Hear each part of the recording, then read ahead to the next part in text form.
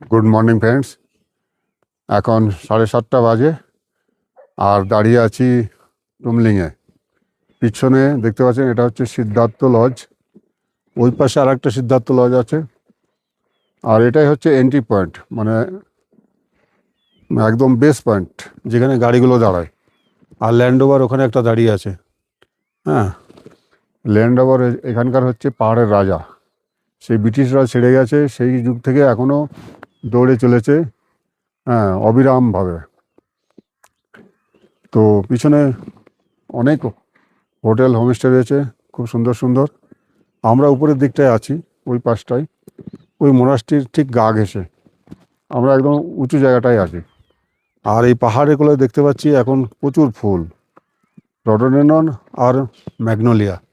Magnolia যেগুলো সাদা হয়ে আছে পাহাড়ের বুকে, ওগুলো হচ্ছে ম্যাগনোলিয়া। আর আজকে তো সকালবেলায় এই আলো ছায়ার লুকোচুরি চলছে। সূর্য মামা কিছু সময়ের জন্য দেখা দিয়েছিলেন, আবার মেঘের আড়ালে লুকিয়ে পড়লেন। এরকমই চলছে। আমরা ভোরবেলার থেকে এই দেখছি, সব এই খেলাই দেখছি। আর এই যে রাস্তাটা এঁকে এঁকে সাপের মতো করে চলে গেছে উপরে, ওইদিকে রয়েছে টংলু। তো আমরা 9টার পরে এখান থেকে হেঁটে আমরা চলে যাব চেক আউট করে টংলুর দিকে। যাই হোক, যা দেখতে পেলাম সব কিছুই ভালো লাগলো। প্রকৃতি সবসময় ভালো, যে অবস্থায় থাকে না কেন, প্রকৃতির সৌন্দর্য অপরিসীম। আর এই অঞ্চলটা সবচেয়ে ভালো একটা অ্যাঙ্গেল পাওয়া যায়, 360 দেখা যায়।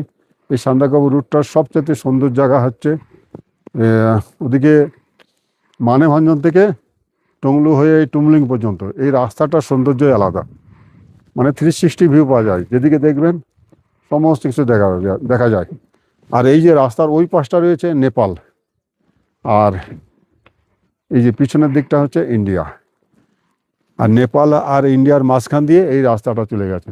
হ্যাঁ, আর এই মাঝখানে যে গ্যাপটা দেখা যাচ্ছে, এই গ্যাপটা কিন্তু দারুণ একটা দৃশ্য সবসময় দেখা যায়। এই মেঘগুলো নেপাল থেকে উঠে আসে, উঠে এই ইন্ডিয়ায় আসে আলিঙ্গন করতে। হ্যাঁ, সব সময় দেখবেন মেঘ ছুটে চলেছে তীব্র গতিতে, নেপাল থেকে উঠে আসছে আর ইন্ডিয়ার মেঘের সাথে আলিঙ্গন করছে। দারুণ একটা দৃশ্য সব সময় দেখতে পাওয়া যায়। এটা আমার খুবই ভালো লাগে। তো এবার আর দেরি করবো না, এবার রুমে যাব। এখনও আমরা ঠিকঠাকভাবে ফ্রেশ হইনি। ফ্রেশ হয়ে ব্রেকফাস্ট খেয়ে আবার ওখান থেকে আমরা রওনা দেব। এই যে সিদ্ধার্থ লজ, পাশে ল্যান্ড ওভার, আর একটা কী গাড়ি, থর গাড়ি একটা দাঁড় করানো আছে। তার পাশে রয়েছে মাউন্টেন